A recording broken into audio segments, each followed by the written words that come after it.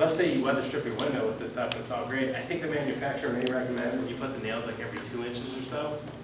Yes. Does the wind make it vibrate and hum? What's that? Does the wind cause, can wind cause a hum? Oh yeah, yeah. But if you weather strip it, a lot of the noises go. It's pretty surprising how it helps the noise as well as the energy efficiency. It's great because like it's quieter. Like if you live close to a busy street, it's quieter, noticeably. And I'm sure there are numbers to back that up. I know people that have done some studies on this stuff, and it's noticeable. I tend to go about 4 inches or so apart with the nailing, just enough to where you keep that pretty tight. And the reason why I don't want to do it too close together is because, hey, if a kid throws a ball through the window, you have to take that stuff off. And you're going to have those holes, and you're probably not going to be able to line up your holes with a nice piece of weather stripping you put it back on there when you take this all apart. So I try to reach that compromise of like, make sure you get a good tight seal, but don't over nail it, because also we don't want to like screw this up by having a ton of nail holes in it that we put in. We don't want to alter the historic character of the window. That's in the outside track right there? It's basically where the sash is going to be in its closed position, Okay.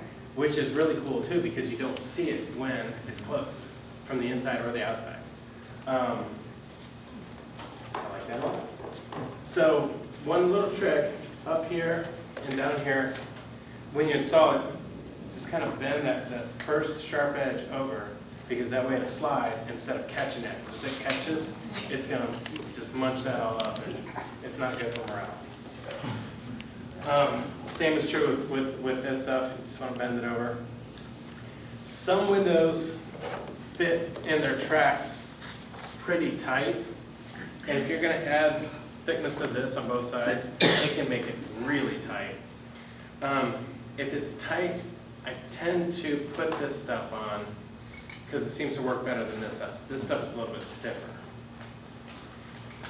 If the windows are loose, I'll use this stuff because it's going to give you more, it's going to give you a wider range, and it's going to, you're filling in more space. So that's the one place where I'll tend to go one or the other, but like I said, they're both fine, and if they're really tight, yeah.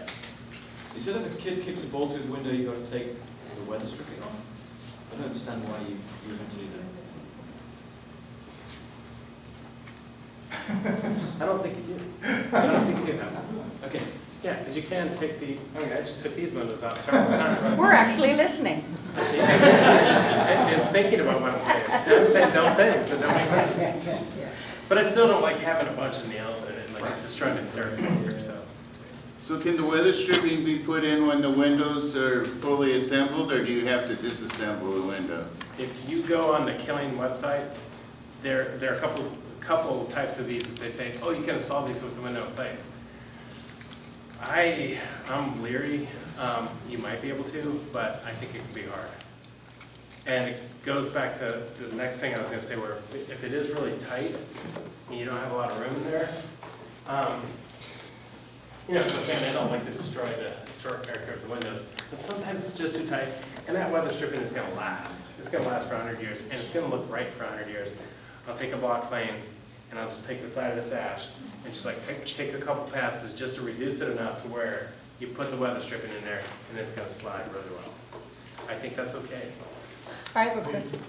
Do you recommend putting the V-strip on the top and the bottom as well? Yes. On the windows themselves, or onto the sash itself for both? What I tend to do this kind of thing, where I'll run it the whole length of the bottom, on the bottom, and then run it the whole length of the top on the top sash.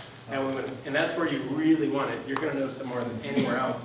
Because say your house is settled over 100 years, you might have a tapered gap on your bottom or your top. And you can really pull that stuff apart where it's really coming apart, where the seam is larger. And then on the other end it'd be fine. When you close it, it's going to fill in that gap perfectly. Most of my Saturn windows, because they were so abused, I made the mistake of using that orbital to clean them.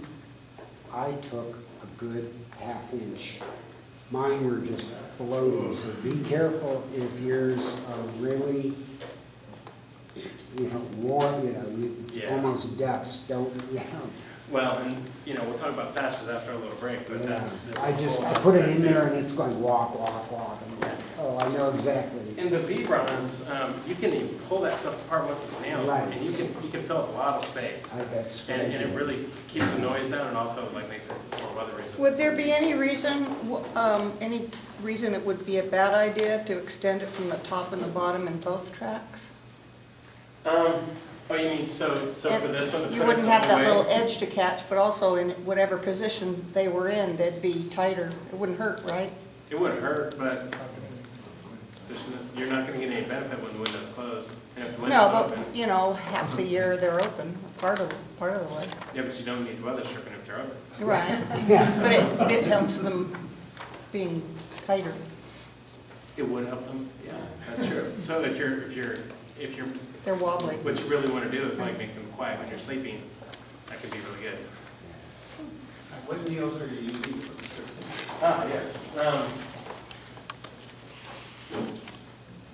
You can get from Killian Hardware or Ace Hardware, just these 3/4 inch brass, or these are copper actually, just copper nails, and, they work great. A good trick, when I first started using these, really into it,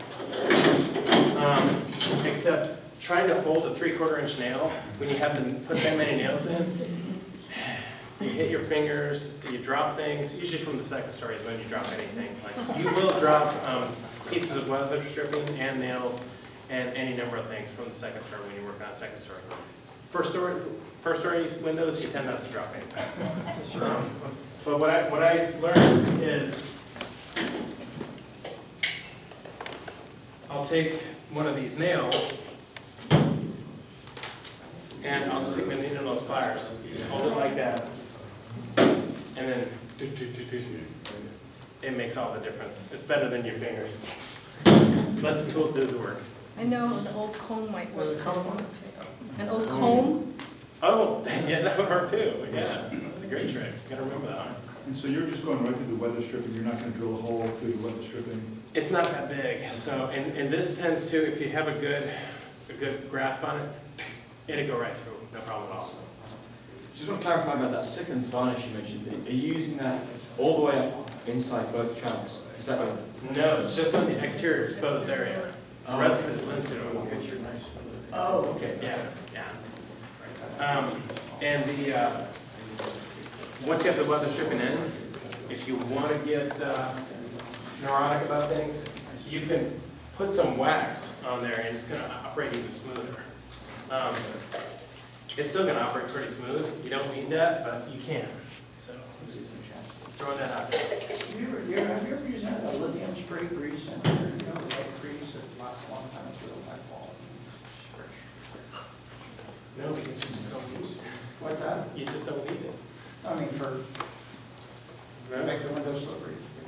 It's just another product, I don't know if you ever tried it. I have found that if you strip everything and clean it really well, and then put that weather stripping in there, the weather stripping, because you have a metal surface up against that wood, it operates so smoothly to where you just tend not to have any issues. Because bronze, yeah, that would be slippery for a long time. Yeah, that's the whole idea. So, any questions?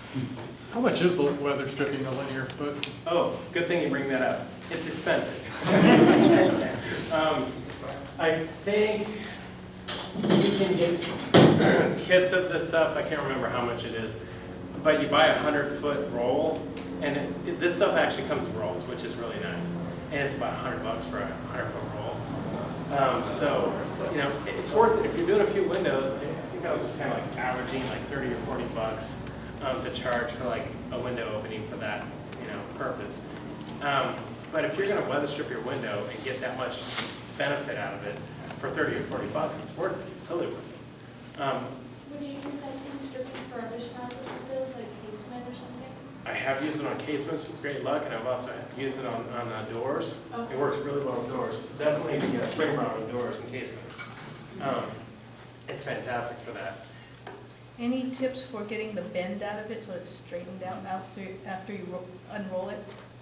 This stuff, it tends not to be too bent, and once it's in place, it's fine. You know, because like this started off with a curve like that, and then, you know, it bends fine because it is pretty thin brass. You just don't want to like kink it. It's just that, from my experience, it's hard to get it flattened once it's coming off the mold. Yeah, that's just one of its quirks. The V-Bronze, they sell to different lengths. I think you can get it 30, 32, 36, 40, 48, 42. It's like, you know, $8 a length for this length, $6 a length for that length. It adds up to be about the same kind of priciness, and you're going to be cutting it, and you're going to be paying for that chunk that you're throwing away, but, you know, there are times when it works really well. A gap for the sashes meet. I did this with the windows in place, put in the side stuff. You can do it, it's a little tricky, so it can be done. But the biggest problem I have is where the two sashes meet, there's a gap. I mean, you can feel air, the sill gets really dusty, you can hear the street. That's a hard one. How do you do that one? I was going to talk about that after we take a little break, but I'll talk about it now since we're talking about it. That's called your meeting rail. Okay. And that's where it tends not to be perfectly flat, where the two sashes meet together. This window just has two tapered sections protruding. What I've seen more often, like that window, you see like this little raised area. The whole idea is if you have this window sash on this plane, you have this window sash on this plane, and it's separated by your parting beam, which is 3/8 of an inch thick, you want to have these pieces that protrude that come together and give you a seal like that. And you can see, and I'll have these up there, you know, during the break, just kind of take a look at them. You can see how when it closes, and even if you're air trying to get through there, you've got that little dog leg thing happening. If it's fitting tightly, you're not going to have much air going through there. The trick is, it was all well and good 100 years ago, but with all the paint, the edges get gunked up with paint so much to where it's so built up to where you don't have that nice tight fit. And it can also affect how the windows operate. When you're, we'll talk about the sashes, but I strongly recommend not weather stripping anything for the medium rails. Some people do. I've taken windows apart and seen like the felt or like some kind of like something in there because that's the edge they see.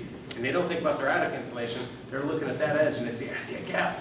This window's no good. If you keep it really clean and sand it nice and smooth, whatever it takes for you to get that if you got to strip it, if you got to sand it, the combination of the two, you'll find it when you do all this other work. You put those windows together with your sweep block, because the sweep blocks are designed to where they pull the two window sashes together. So if everything's cleaned up really well, it'll pull together and you won't have much air infiltration in that spot.